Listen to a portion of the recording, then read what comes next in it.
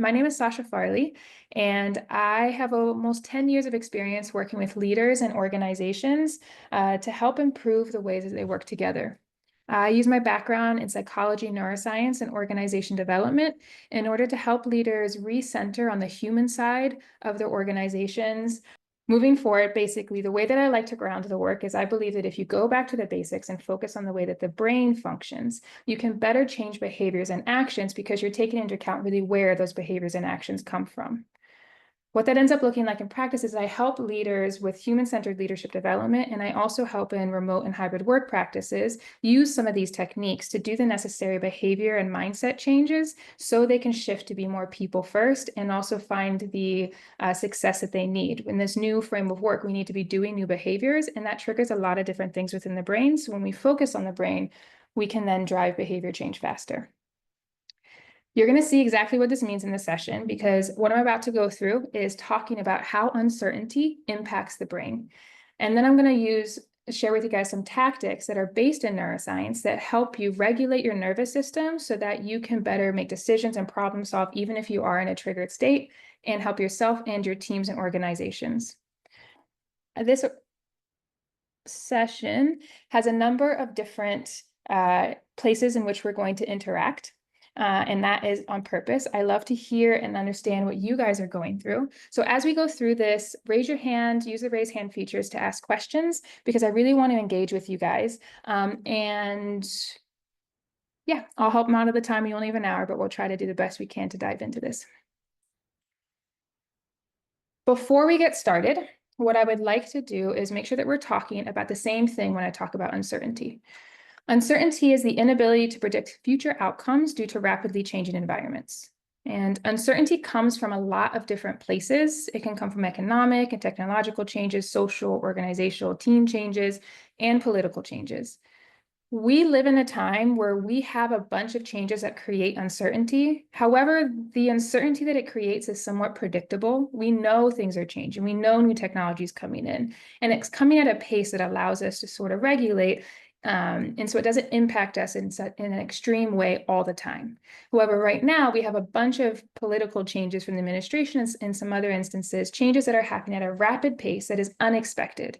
And this unexpected changes and uncertainty triggers our brains more extremely than this sort of steady state uncertainty that we've been used to.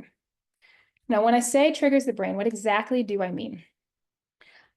I mean that there's a part of your brain that's in this picture, the little red dot. It's called the amygdala. The amygdala is one of the oldest parts of our brain. It is responsible for a lot of things. The parts I'm going to focus on right now is specifically around your emotional regulation and your survival instincts. Your amygdala is triggered by two different things. It is triggered by things that create feelings of reward. These help you feel safe and secure and allow you to work well together, be creative, and think openly. But it's also triggered by things that it interprets as threats. And these can really interfere with your ability to problem solve, and they create stress and trigger your survival responses. Uncertainty is one of those triggers that the brain interprets as a threat. And because it's a threat, it then triggers your survival responses. Survival responses are instinctual reactions that come from way back in the day when you used to get chased by things that were trying to eat us. So we've all heard about this when it's fight, flight, freeze, right? The same instinctual responses in your brains actually occur from social threats, and uncertainty is one of the buckets of social threats. I want to talk a little bit about what it actually looks like when you're in a survival mode, when you're in response to social threats, because it looks a little bit differently than literally running away from a tiger or fighting one. Specifically, when you're in survival mode, the behaviors you exhibit in response to social threats, if you are responding in a fight way, it looks like confronting threats with resistance, which I know a lot of us see as leaders, or aggression. It can actually literally look like fighting, like sometimes people literally will fight you, but typically in social settings, that's an extreme response. Flight looks more like avoiding the problem and withdrawing from communication. So it's more like fleeing internally. Again, you can literally run away from your situation. People do that, but again, it's a pretty extreme response in social settings. The things that are less obvious is freeze, which in social settings looks like your brain literally stops working. The physical freezing is that your brain short-circuiting for a second because it's a little bit overwhelmed. So what that looks like is you're paralyzed and you feel like you're unable to make decisions, you're unable to move forward, you're just like stuck. And then one that isn't talked about that often, but is a survival response, is called fawning. And it's really important when we talk about it in relation to uncertainty because it comes up a lot. Fawning is basically displaying people pleasing, and it's people pleasing as a coping mechanism to try to hide, right? Imagine a literal baby fawn uses hiding so that it doesn't attract a predator. That's basically what you're doing. You're trying to hide within things that are happening. Now, I talked about this being instinctual responses. This is from such an ancient part of our brain that we don't have control over how we respond when we are triggered in this way. So it's important to understand the key behaviors that you might see that show when you're in a survival response situation, because they come out in ways that you don't expect. Whenever you sometimes are like, why did I just do that? I have no idea why I just did that. You're probably in a survival response trigger. Or if you see a person just behaving in a way that is completely out of character for them, most likely they're in a survival response trigger because it's an instinctual response that you actually don't know which one you're going to exhibit because you don't have control over it. I know we all probably have people in our lives that are like, oh, if I'm in this situation, I'm going to run. But really they end up fighting and they're like, why did I just do that? Like, it's something you really don't have control over. But the more you understand what it is, the more you can then understand when you're in that state and thus likely having the effects of it, which is essentially poor problem solving. You really have trouble thinking clearly. You make really bad decisions, honestly. And it really does affect your ability to lead and function within work and honestly within your life as well. So this is a pretty core concept. So I want to see before I move on, are there any questions?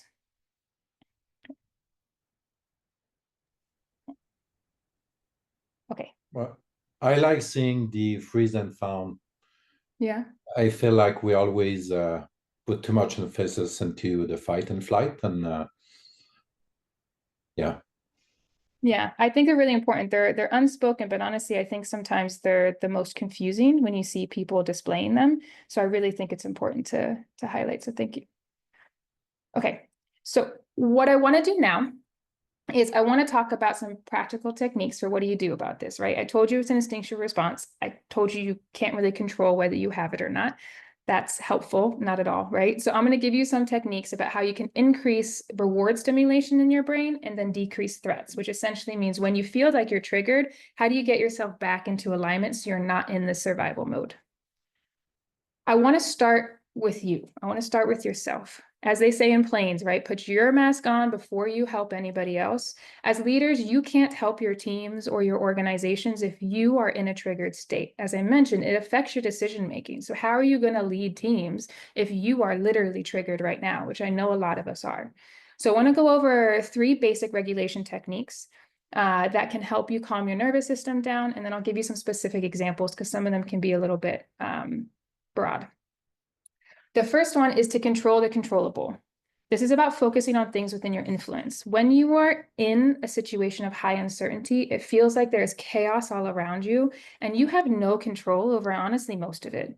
The only thing that you have control over is yourself, what you do, what you think, and how you act. And so it's about focusing on that so that you can create a sense of certainty and stability there so you can better weather the craziness around you that you can't help. A specific way of what this looks like is establishing new daily routines so you can create that stability.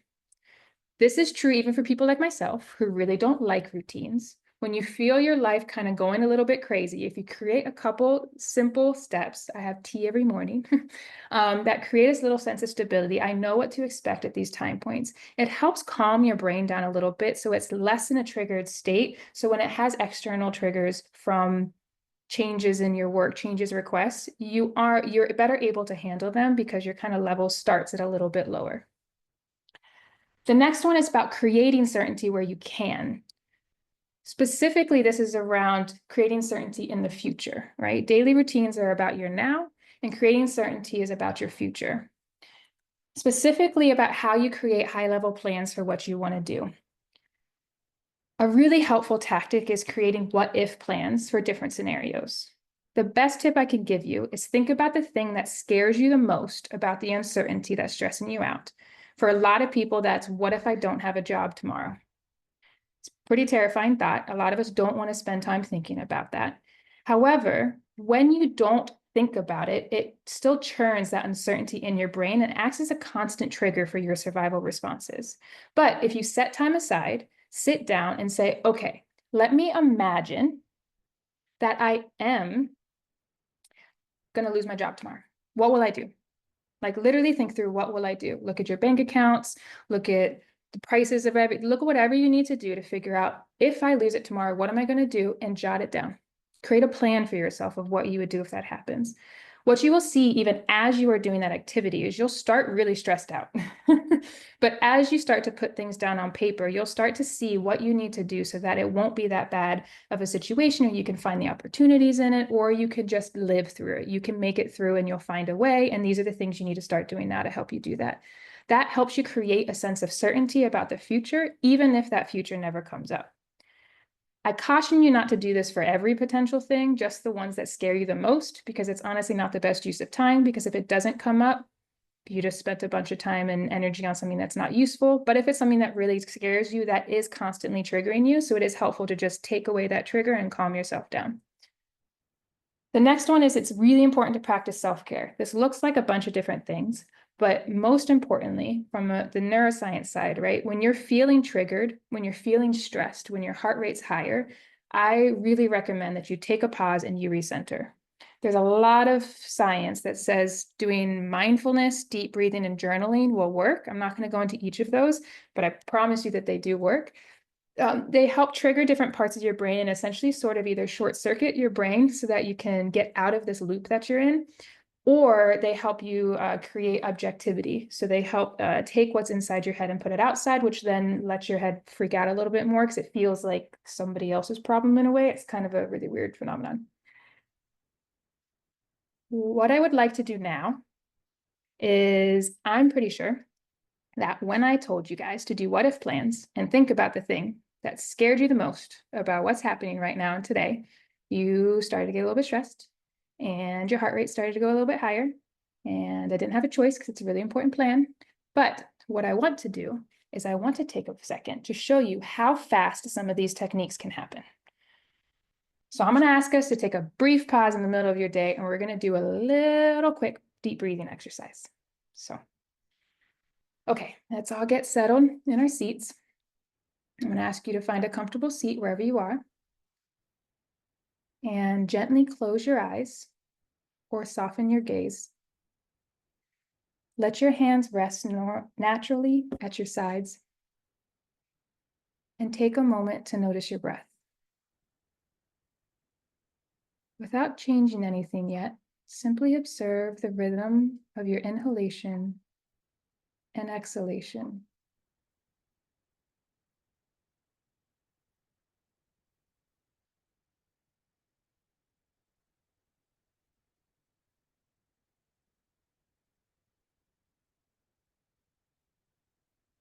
Now we will begin a practice called three-dimensional breathing.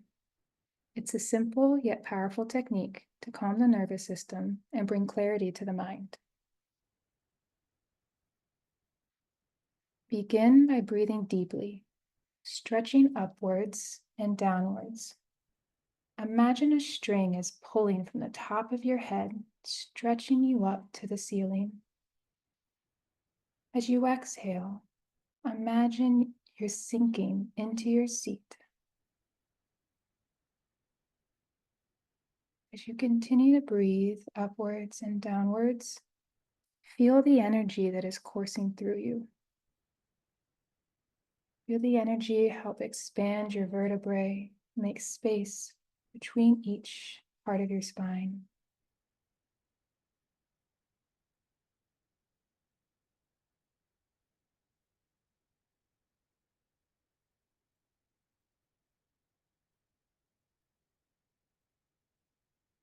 On your next breath, breathe deeply, expanding your chest forward and backwards. Try to see if you can stretch into the future and back into the past. As you breathe, think about the history, all of which has brought you here. Think of your ancestors, everything that has come before you and brought you to this moment. As you breathe out, think about your future and all the things you have yet to do.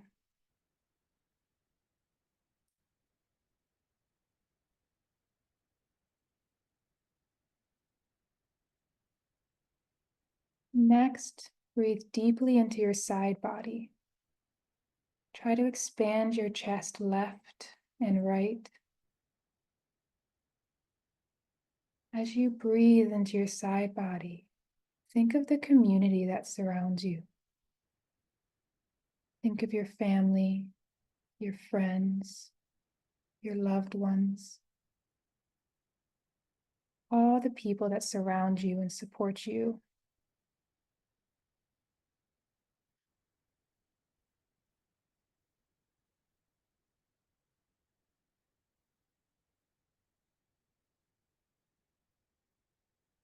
Now breathe in all three directions at once. Upwards, downwards, front and back, side to side. Notice as you breathe in all three directions, where in your body is your breath coming from? This is your core. This is the thing that centers you, where you are and who you are, and everything that has brought you to this point in time. You can come back here anytime you need to recenter yourself. Continue to breathe into this center for a little.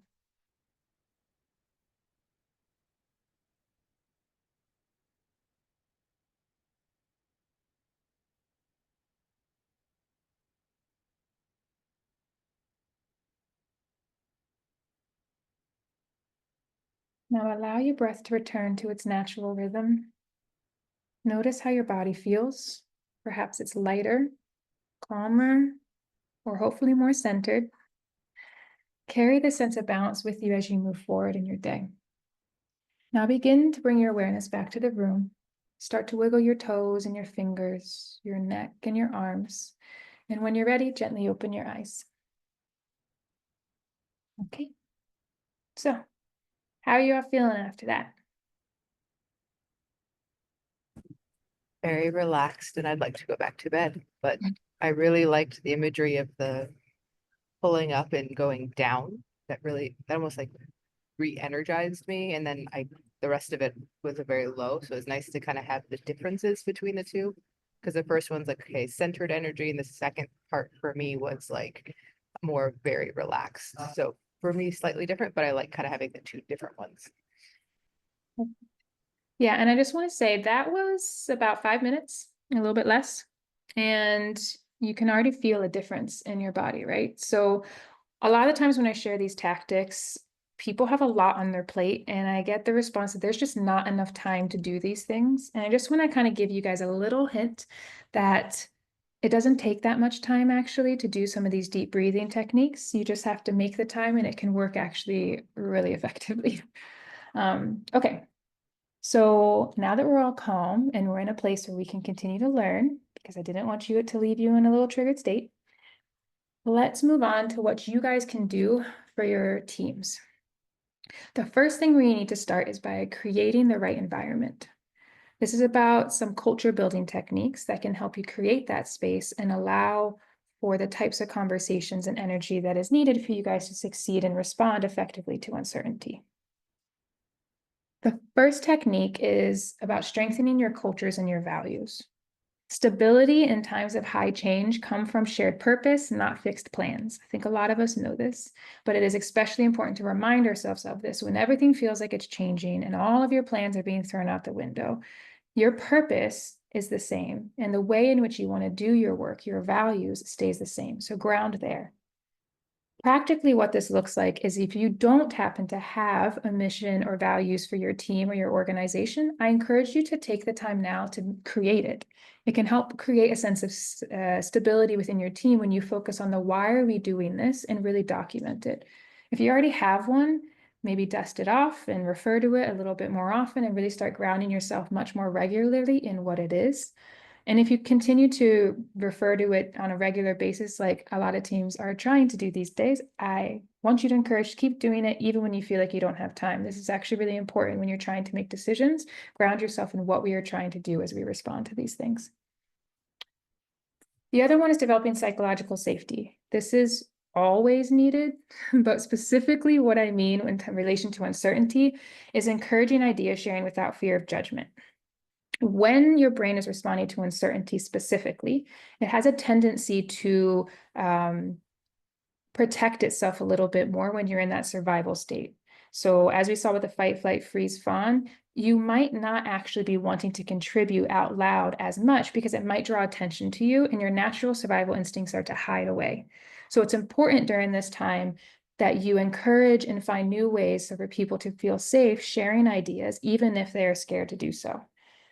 Some specific ways in which you can do this is by adding additional venues for people to share ideas. If you're the type of team, or my team works very well and we always just get together and talk a whole bunch in meetings and everyone shares ideas that way, it's working great.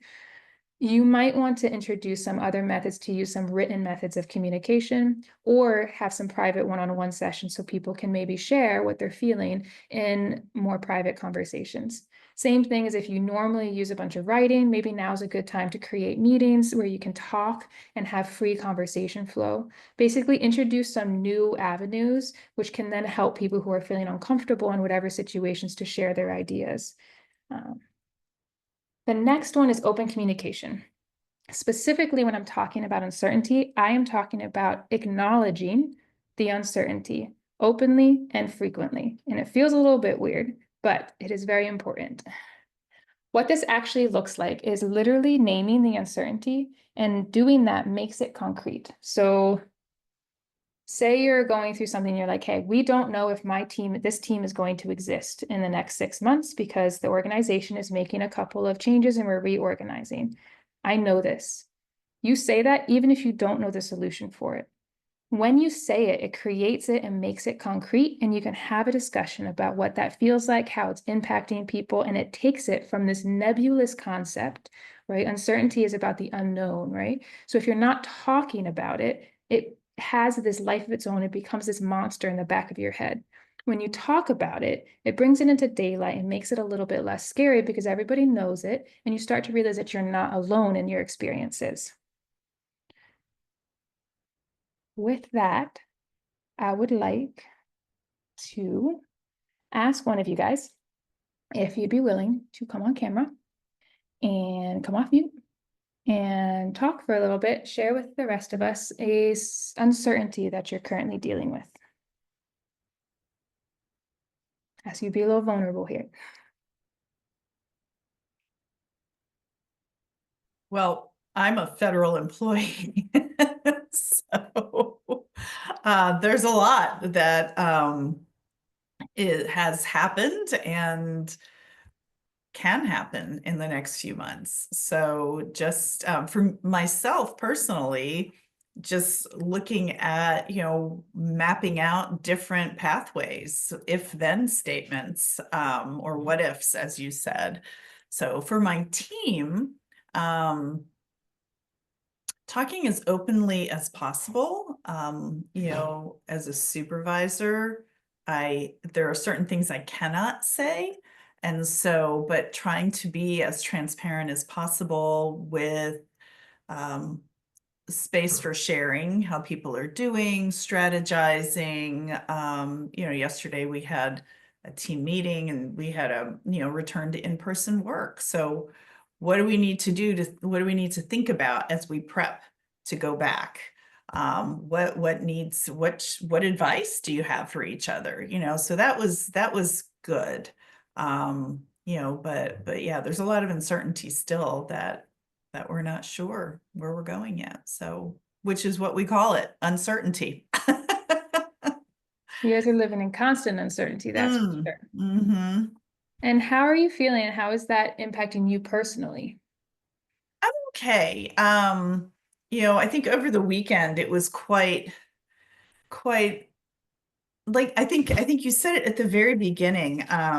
What was it that you said? You said that unexpected uncertainty is more intensely triggering than steady state. So over the weekend, that whole thing, I was like, what? And it just threw me into a, I can't believe this type of thing. And until it was resolved by the end of Monday, everybody, and me included, was in this state of apprehension.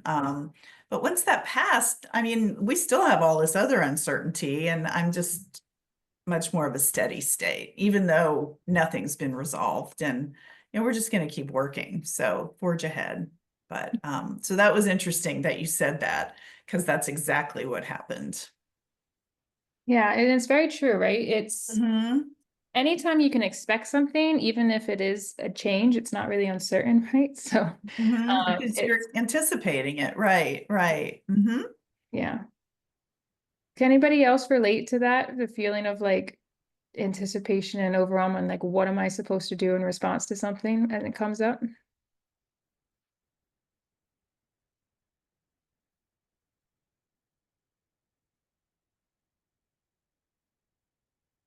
When you face uncertainty, how do you respond to it? What's something that's happened to you recently around it?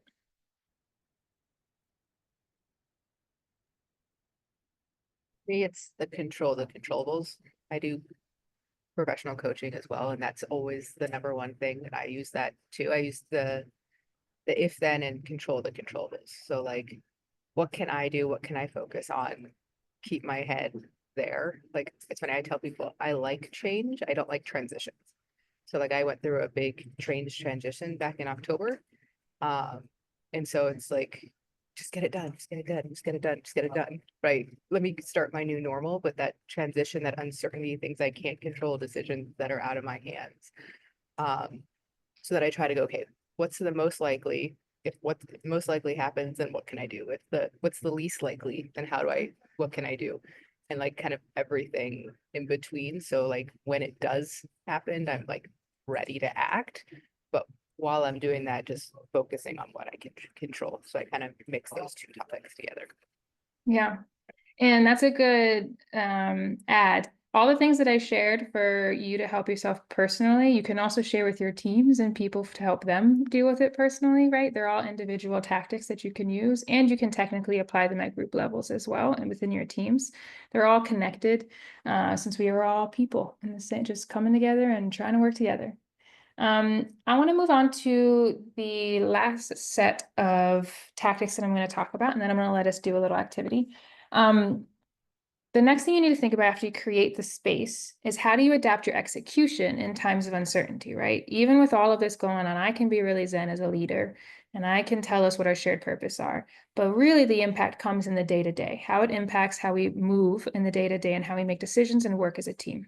So there's 3 key processes I want to highlight that are most important when you're trying to address uncertainty.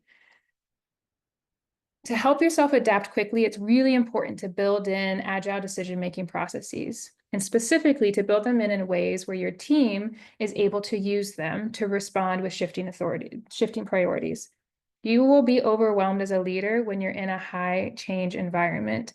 So you can't always rely on yourself to be the one that's making decisions for every little thing involved in execution. But you also want to ensure that your team, who is also probably triggered, has a method for them to be able to make decisions quickly while making sure that they are informed decisions.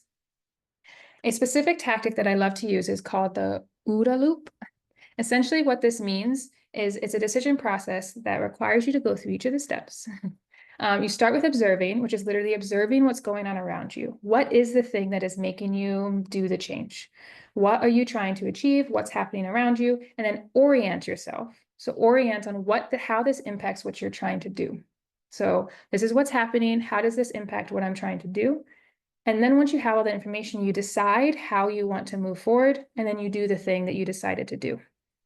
And then it's a loop. So once you act, then you go back and you observe how that worked, and then you orient yourself. This practice is incredibly important. And the reason that it's helpful from a neurological perspective is the observe step causes you to force yourself to pause.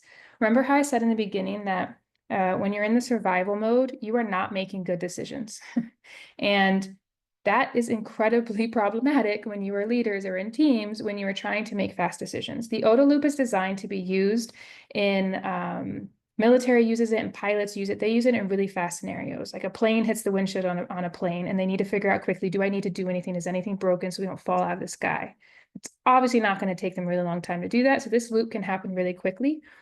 And that's important because a lot of times when I talk about observe, people think about it taking too much time. I do not have enough time to observe. Every time I share this with a leader, I get the response, that's great, but I don't have enough time to observe. And the reason is because you are in a quick response setting. And when you're in survival mode, you want to run. It is what it is, right? Whatever you're fleeing, whatever you're freezing, whether you're finding, you want to do it quickly because you are literally, it's about surviving. That does not lead to good things. So the observe step kind of forces you, when I say you're required to take all 3 steps, it forces you to pause, take a deep breath, and look at what's going on around you. It can be 2 seconds long, it can be 10 seconds long, but it basically just causes that pause for you to think for a second. And then when you go through the orient phase, which is also a pausing phase, right? Orient into how does this impact what I'm trying to achieve? It forces you to get a little bit more information and calm your nervous system down a tiny bit so that when you get to the decision stage, you are a little bit less triggered and thus you will be able to make a better informed decision. So I love using this thing. It's hard to practice. Like with any behavioral thing, the first time you do it, it takes a little bit longer. The more often you do it, the faster you can get at it. But it is really helpful for you to teach yourself and your team since it's a very simple model. The second one is clarifying your purpose, your priorities. You are having a lot of things that you need to do. And when uncertainty is happening and lots of changes occurring, it becomes really hard to prioritize what you need to do versus what you don't need to do. And all of these changes are starting to happen. And it becomes really hard to track things and to celebrate and to do anything. The part that I want to focus on when it comes to priorities is as you think through your next steps, because you know changes are going to be happening frequently, focus on creating short-term achievable goals. So if you happen to function in a way where you use 3 months of work as your end goal, and then once you're there, you know you're done. It's actually important in this time phase to break all of that work down into smaller chunks, like a week or 2 at a time, maybe. What can you accomplish in a week or 2? That's your goal, and then you move on.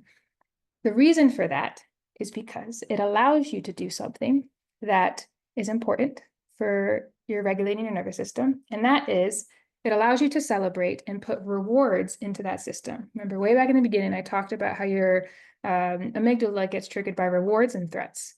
Celebrations is a reward trigger, which helps calm everything down and makes you a happy little person. And the more often that you create your execution timeline to be short with goals that you achieve, when we achieve goals, we get a little burst of happiness. When you celebrate goals as a team, you get a bigger burst of happiness. So even if it's just, I got my 2-week sales goal and we do a little round of applause, clap, or like a 5-second dance break, that can actually really help alleviate some of the stress by giving like a release valve of sorts. The last one that I want to talk about is balancing your resources uses. When you're in uncertain times, you need to do a delicate balance as a leadership team and as a work team between forward planning for things that could happen, so you can be a proactive team and organization, and responding to the things you know. And it can be a really tricky balance to do these two. You have to be thinking ahead of time so that what you're doing now can be informed by the possibilities, but you don't know what the future is going to hold. The very nature of it being a possibility means that it's not clearly defined, and you can never actually completely plan for it because you don't know all of the details of how it's going to occur. So if you spend too much time there, you're just wasting resources because say 4 possibilities happen, you build out detailed plans for all 4 of them and only 1 happens, you wasted 75% of your time, right? So it's about the balance. A trick that you can use to do this is something that's called time boxing. This is literally setting aside a set period of time to discuss a specific topic. And when that time is up, you move on. Literally, you set a timer, and when the timer goes off, you might be mid-sentence in something, finish your sentence, not your paragraph, finish your sentence, and then move on. I suggest you record what you do during this because this time boxing method works in multiple ways. And I'll outline that for quickly. The first is the time boxing means you won't spiral too far. Your brain wants to spiral on these things, right? It does not like uncertainty. So it will spiral on it until it feels a sense of certainty. And the trick is it will never feel a sense of certainty because you don't know. So you time box it to say, we can spiral for a little bit, we can figure out what this is, but I'm done here. We're done, we did it, let's move on. And your brain's actually pretty good at putting an end point to it when you say that to it. What it also does is it allows you to think through how you want to respond to possibilities when you're in a less triggered state. When these possibilities happen, it's probably going to change a bunch of things that you need to do. You're going to be triggered. You're not going to be thinking very well. Your creativity and problem solving is not going to work. And so you don't really want to be figuring out what you're going to do at that point because you're probably not going to be that creative. So it allows you to do it when you're in a less triggered state, when it's not currently happening. And because of that, I suggest when you do this, you write down what you have and keep it so that that way, if that possibility comes up and your brain's not working, you're in your survival, your fight, and flee, and a frolic, whatever is your thing, you can pull up that piece of paper and you can look at it, and looking at it will give you a sense of certainty, calm your nervous system down, and allow you to start executing and figuring out how you want to take your brainstormed ideas and move them forward. So it actually kind of gives you a short circuits for your survival instincts in the future. So it's helpful for you to not spiral too much while also giving you something tangible that you can use in the future to help you. Any questions on any of this? Okay. What I want to do is give you guys time to talk to each other because, as I said in the beginning, community is very important and we're in this together. So I'm going to break us out into small groups, in pairs actually, for this next exercise. What I want you guys to do when I break you out into groups is I want you guys both to select a common obstacle that you both may face in the future. I'm sure you can come up with something because there's a lot of common obstacles out there. And then I want you to set a timer for 10 minutes. I want someone literally to set a timer on their phone for 10 minutes. And I want you guys to discuss potential ways you can lessen its negative impacts, right? It's very simple, but does that make sense? I suggest you record this for yourselves, but I'm not going to be asking for it. I'm not asking for homework or anything like that. So do whatever feels right to you. And in the end, I'll come back and we'll have a little discussion about how that went. Okay, so let me break you all out now. And I think we actually have a odd number. So one of you guys' groups might be 3 people, but that is okay.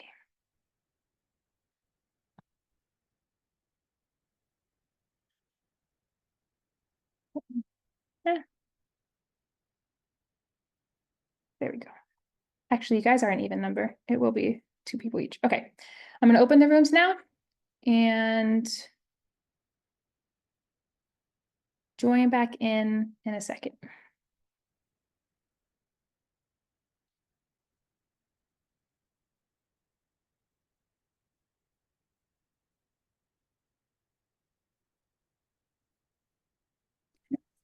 Hey, Sasha, I'm having to I have to drop now. It's okay. I moved Does that mean I moved your leaving? partner to another room. It's okay. Okay, thanks. Thanks. Bye. Thank you. Bye.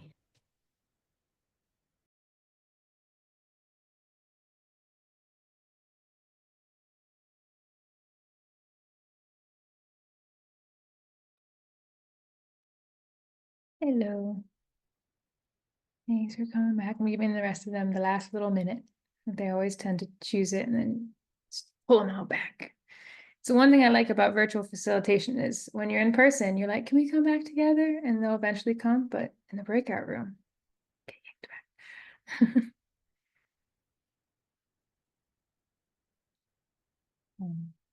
We had a couple rooms of 3, so I'm guessing they're trying to finish it up really quickly.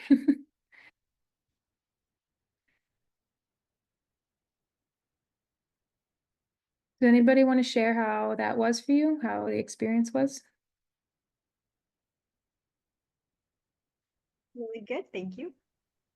Thank you. Anyone, you want to share like something you talked about or like a takeaway that you have from doing that sort of exercise? Absolutely. So I was paired up with Julie and we got to chatting a little bit about like probably one of the bigger stressors of just change management overall in a company and organization. So it was good to hear her insight and have some takeaways of, you know, the breathing techniques that we went through are ideal in or ideal situation where you can step away or you can do all of that. But when you're in the moment and you've got a massive stressor, how do you handle something like that? Yeah. Did you guys come up with a tip you can share with us so we can all know? Julie, I don't know if you want to chime in, but it was just more of, making sure that you have somebody that, relying on those close to you to say, hey, like breathe, or, if you roll your eyes, or like when you're doing some of that internal stuff to just bring you back. Yeah. Does that capture it, Julie? Yes, yes. Roll the eyes was a big one for me that I've been practicing for a while. I get you on that. When I'm thinking, I actually look like I'm rolling my eyes, but I'm not actually thinking. I'm not rolling my eyes. It's something I work on. Yeah. Okay. Well, I hope you guys got to connect with some people and experience some of these tactics in action. I just wanted to highlight that there's multiple things you can do, but they also don't take that much time to get some benefit from. And as you said, some of the deep breathing things, you need some time for that, but also literally just taking a deep breath in the moment while you're in the meeting actually works really well, to be honest. Just one deep breath can calm you down. So just think about different ways in which you can do this. And it doesn't have to be the perfect, it doesn't have to be whatever. It's just doing some of these. The very nature of doing them helps you regulate your nervous system, and then it will help you act, think, and be a better leader. Any last sharing before I end us out? And I saw a couple people who looked like they wanted to say something, but. So what I would like to do is thank you all for coming. My contact information is on the screen if you want to scan it. I want to thank you guys very much for participating and sharing your ideas with each other. We're all going through uncertainty, and part of the way in which we can adapt is by coming together and supporting each other. And hopefully we're able to do that a little bit today. If you liked the workshop and found it valuable, I'd love to hear some of your thoughts if you want to post about it on LinkedIn, or if you want to just reach out to me afterwards. I'm happy to continue the conversation. I'll put my profile, my LinkedIn profile in the chat if you want to follow me if you're not already. And that's pretty much it for the day. I look forward to supporting you guys as you navigate things as we move forward. And I will start to share a little bit about, if you want help and if you're struggling with some of this, ways in which we can work together. If that's not for you and you've gotten what you want out of today, feel free to drop off. There's no hard feelings at all. And I hope we can continue to connect as we go forward. And I hope you got a little bit of value out of today. So before I dive into who I am and what I do, I want you to quickly imagine that we are 2 months in the future and your team is more connected, navigating challenges with confidence, and actually changing behaviors to help you drive the success you're trying to achieve. Working with me can make this a reality, but how exactly does that work? Well, recently I worked with an executive who was facing major pushback for in-person collaboration. And instead of forcing change, we collectively created some scientifically backed practices for in-person time, and then ran some small, fast little experiments to test them out. After the trial, we checked in with the team to assess the impacts it had, the challenges they had, some of the barriers for implementing. And then we did a fast test and feedback loop, which allowed us to quickly iterate on some different strategies until the team had experienced them, refined them, and then fully committed to the change. And the result of this was that the team not only embraced the in-person time, but actually asked to continue it. And we got an assessment about what practices they wanted to continue as a team. This type of result shows the power of using neuroscience to collaboratively help teams break through resistance, find what works, and then create lasting change. The way that I approach things specifically uses this quick experimentation approach, which leverages insights from neuroscience that says that resistance comes from feeling a big change is imposed on you forever, right? It's a big barrier for you to get over. But if you try out new behaviors with minimal risks by letting teams test them out for just a day, anyone can do something for just a day. It decreases the barriers for people to try new behaviors and lets them just try things, see how it works, and then we can iterate on it and make it fit for your team. So this is basically the secret sauce of what I do. My main focus of the work that I deliver right now is in human-centered leadership development programs, which is a combination of experiential learning like this. Normally they're a little bit longer, so we can do a little bit more hands-on things, paired with one-on-one and or team coaching, whatever fits the need within your organization. I also work with improving remote and hybrid work practices. The idea is to consciously design your processes and the structure you use so you gain the biggest benefits of each in-person and virtual time, because there's unique things that you can do better in person, unique things that you can do better virtually, and how do you structure it so you can get those while allowing the most flexibility for your people. And the last thing that I do is strategy and leadership retreats. So basically, when you want to deeply connect and develop new strategies quickly, it is usually faster to do this when you are in person. And I design and host these in-person retreats so that you can get there quickly. If this sounds like something that you'd be interested in or that your team could benefit from, I'd love to chat with you. And I have about spaces for 1 or 2 more clients over the next quarter. So if you're interested, I'm going to put a link in the chat where you can schedule to talk with me a little bit more about what you're facing and how I might be able to help. And I want to thank you guys for being here today. And I like to start with the same way. I like to end with the same way that I start. And I asked you guys to share with me how you're feeling. And I would love if in the chat, or you can come off mute too, as we leave the room, if you'd share with me how you're feeling now so we can close out our time together. Calm.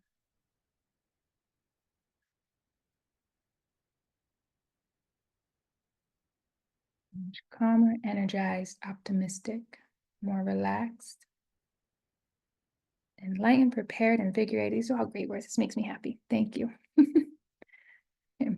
Thank you guys very much for your time. This is the end of our time together. Feel free to stay on if you want to chat, but also we are done. Go forth, do your work, and do good things. Bye, everybody.